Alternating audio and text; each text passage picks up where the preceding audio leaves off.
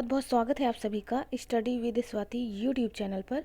दोस्तों, आज के अपने इस वीडियो में हम बात करेंगे बीएड फर्स्ट सेमेस्टर से जो आपका पेपर 4 है। ये आपका ऑप्शनल पेपर है जिसका नाम है समावेशी शिक्षा यानी इंक्लूसिव एजुकेशन। तो यहाँ पर अगर हम बीएड फर्स्ट सेमेस्टर की बात करें CSJMU यूनिवर्सिटी ऑफ कानपुर की, तो ये छत्रपति शाहू जी महाराज विश्वविद्यालय का यहाँ पर बीएड फर्स्ट सेमेस्टर का ऑप्शनल पेपर है। इसके प्रीवियस वीडियो में पेपर 1, पेपर 2 और पेपर 3 के सैम्पल पेपर को मैंने प्रोवाइड करा दिया है। लगभग वहाँ पर 100 से 100 MCQ जो है वो कंप्लीट करा दिए गए हैं आपके एग्ज़ाम के पैटर्न के हिसाब से कि किस तरह से पेपर पैटर्न होगा, उसी के बेस्ड पर ही मैंने क्वेश्चन के आंसर भी बता रखे हैं। तो इसके लिए आप हमारे चैनल की ओर विज़िट करें, वहाँ पर मैंने सभी सब्जेक्ट के लिए अलग अलग नेम से प्लेलिस्ट बना रखी है। वहाँ पर आपको लाइन से सारे वीडियोस मिल जाएंगे। कोई दिक्कत होती है तो कमेंट द्वारा भी आप चीज़ें पूछ सकते हैं, आपके कमेंट का रिप्लाई किया जाएगा। तो मैंने बताया था CSJMU यूनिवर्सिटी की अगर हम बात करें तो पेपर पैटर्न आपका ऑब्जेक्टिव टाइप का रहेगा, क्योंकि टाइमिंग जो है वह 1 घंटा 30 मिनट का है, ठीक है, और प्रश्नों की संख्या 80 है। तो यहाँ पर हम 100 क्वेश्चंस प्रोवाइड करा दे रहे हैं, जिसे देख कर के आप अपने एग्ज़ाम की तैयारी को बेहतर कर सकते हैं। तो चलिए दोस्तों, शुरू करेंगे आज के अपने इस वीडियो को सैम्पल पेपर से, जो कि है बीएड फर्स्ट सेमेस्टर पेपर 4। ये आपका ऑप्शनल पेपर रहता है, इसमें अदर सब्जेक्ट भी रहते हैं। तो यहाँ पर हम ऑप्शनल पेपर में इंक्लूसिव एजुकेशन के सब्जेक्ट को लेकर के आए हैं। यहाँ पर समय मैंने बताया 1.5 घंटे है, 9 से 10:30 बजे का आपका पेपर टाइमिंग है। तो इस चीज़ का विशेष ध्यान रखिएगा, 2 घंटे का टाइमिंग नहीं है।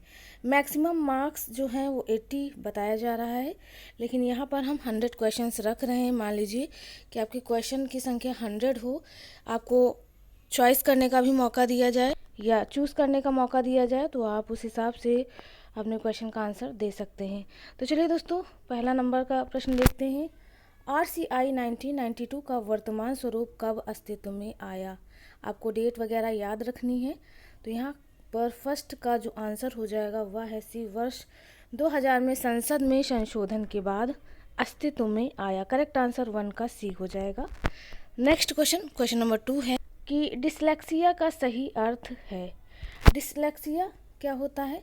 देखिए, डिसलेक्सिया की बात करें तो यह किससे संबंधित होगा? तो यहाँ पर 2 की बात करें तो डी हो जाएगा, यानी सुनने में असमर्थता, देखने में असमर्थता और पेंसिल पकड़ने में असमर्थता या अक्षमता, ये हो जाएंगी डिसलेक्सिया से संबंधित। जबकि गणितीय अक्षमता ये डिसकैलकुलिया से संबंधित होता है। तो यहाँ पर 2 का करेक्ट आंसर आप डी लगा सकते हैं। चलिए नेक्स्ट क्वेश्चन देखेंगे, क्वेश्चन नंबर 3। क्वेश्चन नंबर 3 पूछा है कि SSA की शुरुआत किसके कार्यकाल में हुई? तो SSA की शुरुआत जो है वह है श्री अटल बिहारी वाजपेयी जी के कार्यकाल में हुई। करेक्ट आंसर 3 का बी हो जाएगा। नेक्स्ट क्वेश्चन देखेंगे, क्वेश्चन नंबर 4। तो क्वेश्चन नंबर 4 पूछा है कि NCF 2005 का मार्गदर्शी सिद्धांत है, इनमें से कौन सा सिद्धांत है? आपको बताना है। आपके ऑप्शन दिए हैं, साथ ही कूट दिया है। जो ऑप्शन सही हैं उन पर आपको टिक लगाना है। तो इसे हम थोड़ा सा छोटा करेंगे क्योंकि इसके ऑप्शन सारे विजिबल नहीं हो पा रहे हैं। अब ठीक है, तो 4 की बात करें, करेक्ट आंसर ए हो जाएगा, यानी 1, 3 और 4। 1 क्या है? ज्ञान को बाहरी जीवन से जोड़ना, ये 2005 करिकुलम का है, ठीक है। और उसके बाद 3 है कक्षा का जीवंत वातावरण, और 4th है लचीला मूल्यांकन। तो ये हो जाएगा NCF 2005 का मार्गदर्शी सिद्धांत। ये कोट आपका मैच करेगा। चलिए नेक्स्ट क्वेश्चन देखेंगे, क्वेश्चन नंबर 5 पूछा है कि SSA का सर्वाधिक प्रमुख उद्देश्य है, इनमें से कौन सा है? तो 5 का करेक्ट आंसर ए हो जाएगा, 6 से 14 वर्ष के बच्चों को अनिवार्य एवं निःशुल्क शिक्षा प्रदान करना। नेक्स्ट क्वेश्चन नंबर 6 देखेंगे कि RCI की वर्तमान चेयरपर्सन है, इनमें से कौन है? बताना है। तो 6 का करेक्ट आंसर सी हो जाएगा, श्री शकुंतला गैमलिन। तो RCI का फुल फॉर्म भी आप ज़रूर कमेंट द्वारा बताइएगा। आपके एग्ज़ाम में RCI का फुल फॉर्म वगैरह पूछ सकता है, इसलिए मैंने पूछा। क्वेश्चन नंबर 7 है कि UNCRPD के अन्य राष्ट्रों द्वारा हस्ताक्षरित किया गया, कब किया गया? तो 7 का करेक्ट आंसर बी हो जाएगा, 30 मार्च 2007 को। चलिए नेक्स्ट क्वेश्चन देखेंगे, क्वेश्चन नंबर 8। तो ये थोड़ा विजुअल कम है, इसे हम थोड़ा अच्छे से पढ़ के देखेंगे। क्वेश्चन नंबर 8 है कि समावेशी शिक्षा के संबंध में सही तथ्य है, इनमें से कौन सा तथ्य सही होगा। तो देखिए इसके सभी ऑप्शन सही होंगे। इसमें सभी बालक चाहे विशिष्ट हो चाहे सामान्य हो एक साथ पढ़ते हैं। यह दिव्यांग बालक की व्यक्तिगत शक्तियों का विकास करती है। सी है, इसमें दिव्यांग छात्र को अन्य बच्चों के समान ही पाठ्यक्रम व मूल्यांकन से गुजरना पड़ता है। तो इस सभी ऑप्शन सही हो जाएंगे इंक्लूसिव एजुकेशन के रिगार्डिंग। नेक्स्ट क्वेश्चन 9 देखेंगे। क्वेश्चन नंबर 9 पूछा है कि आईईपी का प्रावधान किसके अंतर्गत किया गया। तो 9 का करेक्ट आंसर ए हो जाएगा, एसएसए के अंतर्गत आईईपी का प्रावधान किया गया है। नेक्स्ट है क्वेश्चन नंबर 10।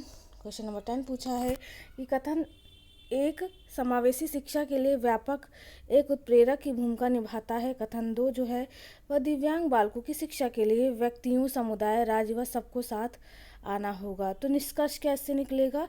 तो यहाँ पर 10 की बात करें, 10 का करेक्ट आंसर बी हो जाएगा, यानी कथन पहला सही है तथा कथन जो दूसरा है उसकी व्याख्या नहीं करता, यानी कथन जो पहला है वह सही भूमिका निभा रहा है, जबकि जो कथन दूसरा दिया है उसकी व्याख्या सही नहीं कर रहा। तो करेक्ट आंसर बी हो जाएगा। चलिए नेक्स्ट क्वेश्चन देखेंगे, क्वेश्चन नंबर 11। क्वेश्चन नंबर 11 पूछा है कि कथन पहला समेकित शिक्षा में सामान्य छात्र विशिष्ट आवश्यकता वाले छात्रों के साथ एक ही परिसर में पढ़ाई करता है।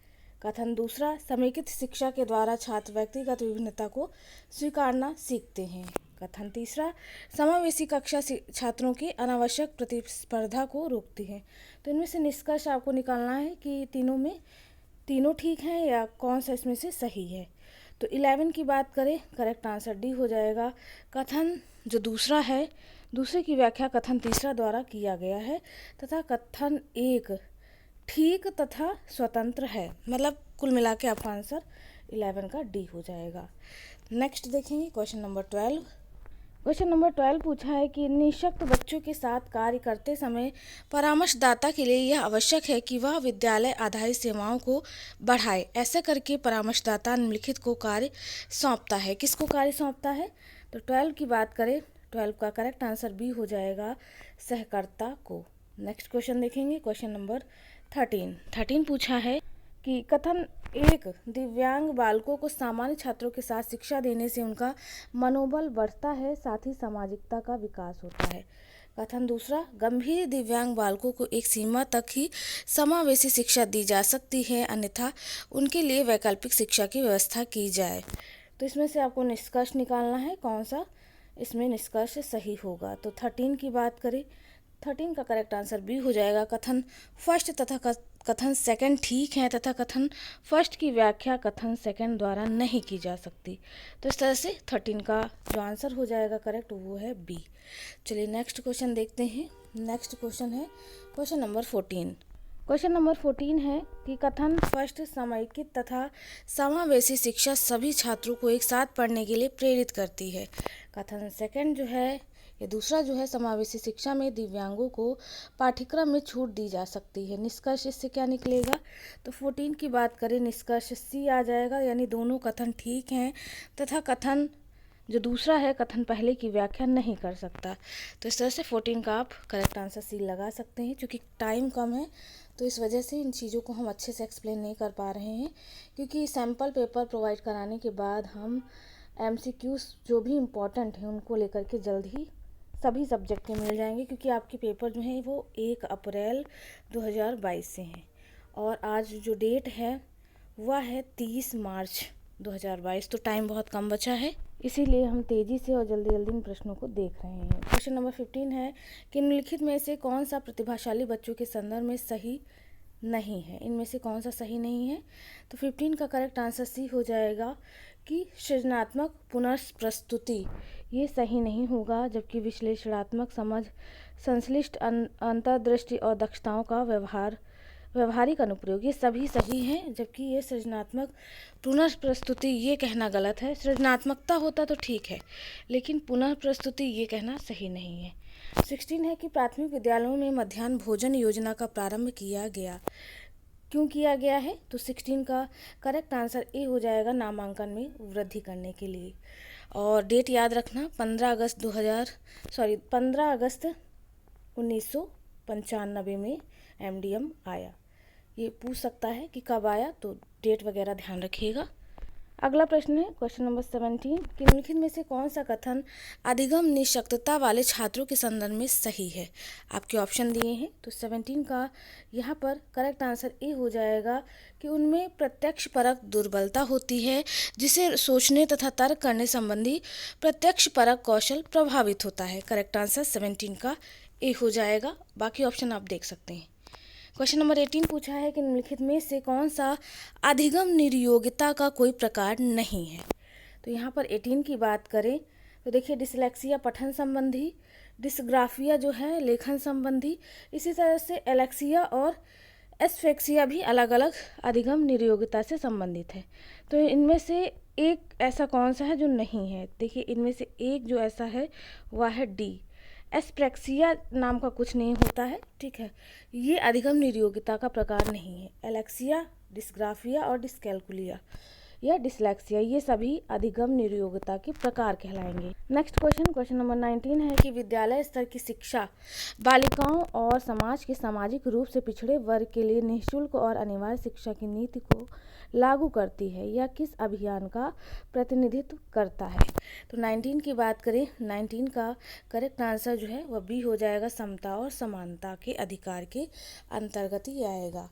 क्वेश्चन नंबर 20 है कि निम्नलिखित में से किसके अंतर्गत हमारे संविधान द्वारा प्राथमिक शिक्षा के स्तर पर निःशुल्क और अनिवार्य शिक्षा का अधिकार सुनिश्चित किया गया है? तो आपके ऑप्शन, आपको आंसर बताना है। 20 का हो जाएगा डी, वर्ष 2002 के अधिनियम के अनुच्छेद 21 का के अंतर्गत ये चीज़ें निश्चित की गई हैं।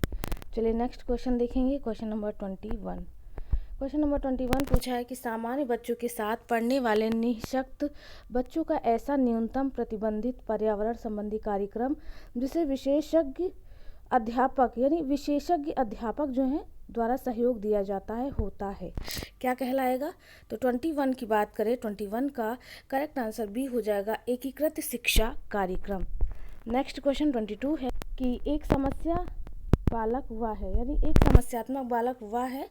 इनमें से ऑप्शन है आपके, तो 22 का करेक्ट आंसर ए हो जाएगा कि एक समस्यात्मक बालक वह है जिसके पास कोई अनसुलझी समस्या हो। चलिए नेक्स्ट क्वेश्चन 23 देख लेते हैं। 23 पूछा है कि एक बुद्धिमान बालक का अभिलक्षण है, इनमें से कौन सा होगा? तो 23 का करेक्ट आंसर ए हो जाएगा, सृजनात्मक एवं अपसारी चिंतन।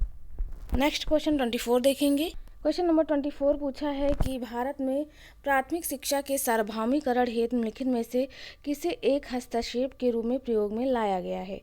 तो 24 की बात करें, 24 का करेक्ट आंसर यहाँ पर ए हो जाएगा, सर्व शिक्षा अभियान। सर्व शिक्षा अभियान किस वर्ष आया? कमेंट द्वारा बताइएगा ज़रूर। चलिए क्वेश्चन नंबर 25 देखेंगे कि यह सुनिश्चित करने के लिए कि अगस्त 2015 के अंत से प्रारंभिक स्कूल में कोई भी अप्रशिक्षित अध्यापक नहीं होगा, भारत ने किसकी सिफारिश पर कदम उठाया? तो 25 की बात करें, 25 का करेक्ट आंसर यहाँ पर भी देखने को मिल जाएगा, शिक्षा अधिकार अधिनियम 2009। ये लागू कब हुआ? तो ये हुआ था 10 अप्रैल 2010। ठीक है, डेट थोड़ा देख लीजिएगा, 2010 में ही लागू हुआ था। 26 देखेंगे। अगला प्रश्न है कि बाल अपराधी की पहचान किन अपराधों की सहायता से की जा सकती है? बाल अपराधों की श्रेणी की बात करें तो यहाँ पर उपरोक्त सभी इसके आंसर में आ जाएंगे। ठीक है, यानी झूठ बोलने वाले, जेब काटने वाले, चोरी करने वाले, ये सभी बालक, या व्यभिचारी टाइप के, या विद्यालय से भागने वाले, सभी उपरोक्त सभी जितने भी ऑप्शन दिए हैं ये बाल अपराधी की पहचान के हैं। ठीक है, नेक्स्ट क्वेश्चन देखेंगे, क्वेश्चन नंबर 27। क्वेश्चन नंबर 27 है कि किसने कहा अपराधी बालक के चरित्र की मुख्य विशेषता यह है कि वर्तमान आनंद के सिद्धांत में विश्वास करते हैं और भविष्य की चिंता नहीं करते हैं? तो स्टेटमेंट ये किसका है? 27 की बात करें तो 27 का करेक्ट आंसर ए हो जाएगा, यह कुप्पू स्वामी महोदय का स्टेटमेंट है। नेक्स्ट क्वेश्चन 28 है कि किसने कहा है कि कोई बालक जिसका व्यवहार सामान्य सामाजिक व्यवहार से इतना भिन्न हो जाए कि उसे समाज विरोधी कहा कहा जा सके बाल अपराधी, यह स्टेटमेंट पूछा है किसका है? तो 28 का करेक्ट आंसर सी हो जाए या गुड महोदय का है।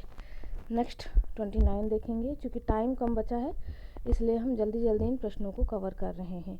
प्रश्नों की सीमा ज़्यादा है, ठीक है, तो हम सोचें जल्दी से जल्दी इनको आप पढ़ करके अपनी तैयारी बेहतर कर लें।